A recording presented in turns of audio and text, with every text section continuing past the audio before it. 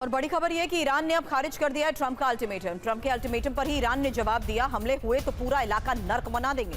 Iran ने ultimatum को बेवकूफी बताया है और ईरान ने ट्रंप के बयान को बेबस और घबराया हुआ बताया। बता दें, डोनाल्ड ट्रंप ने 48 घंटे का अल्टीमेटम दिया था और इसी 48 घंटे के अल्टीमेटम को देखते हुए ईरान जिस तरीके से बयान दे रहा है, साफ है कि ईरान की तैयारी पूरी है और हर हमले का मुंहतोड़ जवाब तो दिया जा रहा है, लेकिन अब इलाके को ही नर्क बना देने की बात ईरान ने कह दी है।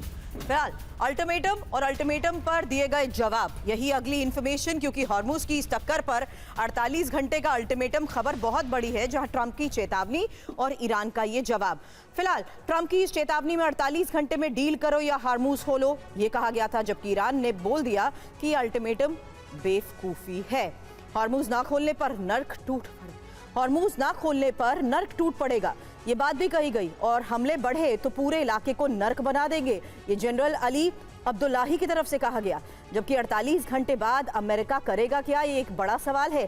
ईरान क्या करेगा, ये भी एक बड़ा सवाल, क्योंकि ईरान के ऊर्जा ठिकानों पर हमले होंगे, अरब देशों में यूएस बेस पर हमले बढ़ाएगा, ये ईरान की तरफ से। वहीं न्यूक्लियर साइट्स पर बमबारी होगी, अमेरिका ये संदेश पहले भी साफ दे चुका है।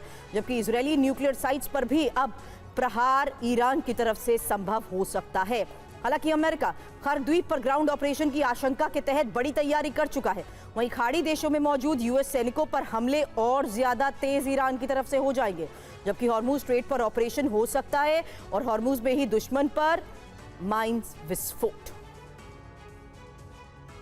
अमेरिकी मीडिया में भी ये रिपोर्ट हुआ है कि मिडिल ईस्ट में अमेरिका का एक स्टेल्थ फाइटर जेट गिरा है। व्हाइट हाउस की प्रेस सचिव कैरोलिन लिविट ने पुष्टि की है कि राष्ट्रपति डोनाल्ड ट्रंप को इस बारे में ब्रीफ किया गया है। हालांकि पेंटागन और यूएस सेंट्रल कमांड ने फिलहाल चुप्पी साध रखी है। इस तकनीक का नाम है इंफ्रारेड सर्च एंड ट्रैक तकनीक, यानी IRST।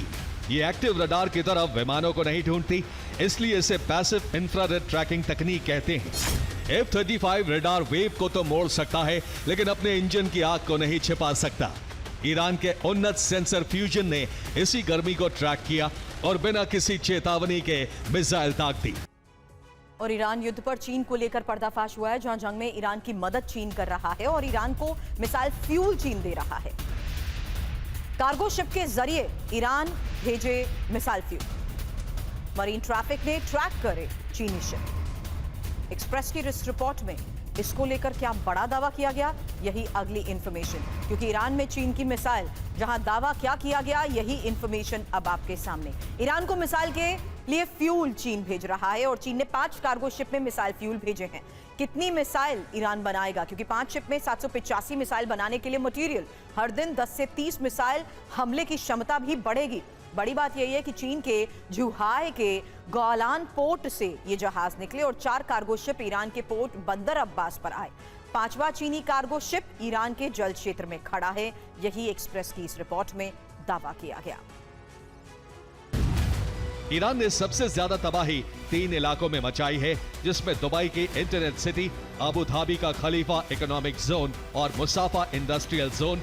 इसके अलावा दूसरे देशों के IT सेक्टर भी ईरान के निगाहों में आ चुके हैं। ईरान इन हमलों के लिए 2 खास तकनीक का इस्तेमाल कर रहा है, जिसमें MIRV यानी मैन्यूवरेबल री एंट्री व्हीकल तकनीक और दूसरी है MIRV यानी multiple independently targetable re entry vehicle. दोनों ही तकनीक को पकड़ पाने में अमेरिका नाकाम है, क्योंकि इसके जरिए ईरान न सिर्फ सटीक हमले कर पा रहा है, बल्कि अमेरिका के डिफेंस सिस्टम को भी कंफ्यूज कर रहा है। और बड़ी खबर यह कि अमेरिका और इजरायल को अब लग रहा है कि वो ईरान को कुछ घंटों में घुटने पर ले आएंगे। आज वही ईरान पासा पलटने के करीब दिख रहा है। तेहरान की MIRV टेक्निक के आगे दोनों देश बेबस हैं। अब ईरानी सेना को एक और कामयाबी, अमेरिकी MQ-9 रीपर ड्रोन मार गिराने का दावा, जहां इस्फहान में यूएस ड्रोन गिराने का यह दावा, और IRGC एरोस्पेस फोर्स ने MQ-9 ड्रोन को मारने का दावा किया है। वहीं बड़ी खबर यह है कि ईरान के कराज में हमले का अब सबसे नया वीडियो सामने आया है। इस हमले में कराज में B-1 पुल कैसे ध्वस्त हुआ, उसकी तस्वीर। बता दें, 2 दिन पहले ही अमेरिका और इजरायल ने एयर स्ट्राइक की थी और एयर स्ट्राइक के बाद 2 बड़े जोरदार धमाके हुए। हालांकि इस हमले के बाद जान बचाते हुए लोग नजर आए। अब ईरान की एक और यूनिवर्सिटी पर हमले को लेकर खबर है। यूनिवर्सिटी के चारों तरफ भारी मलबा दिखा। राहत बचाव के लिए मौके पर टीम्स जुटी हुई हैं। अमेरिका इजरायल के हमलों में ईरान को बड़े नुकसान का दावा। तो फिलहाल देखिए किस तरीके से लगातार इंपॉर्टेंट इंफ्रास्ट्रक्चर को देखते हुए यूनिवर्सिटीज तक को टारगेट किया जा चुका है और यूनिवर्सिटी पर हुए हमले के बाद बड़े नुकसान का दावा किया गया। जहां देखिए फिलहाल किस तरीके से इस पूरे परिसर में ही रेस्क्यू का काम किया जा रहा है। राहत बचाव के लिए मौके पर टीम्स जुटी हुई हैं, लेकिन इन तस्वीरों को देखकर अंदाजा लगाया जा सकता है कि किस स्तर पर इन हमलों को अंजाम दिया गया, क्योंकि पूरी की पूरी यूनिवर्सिटी का ये प्रीमाइसेस खंडर में तब्दील हो चुका है। सब कुछ तहस नहस हो चुका है।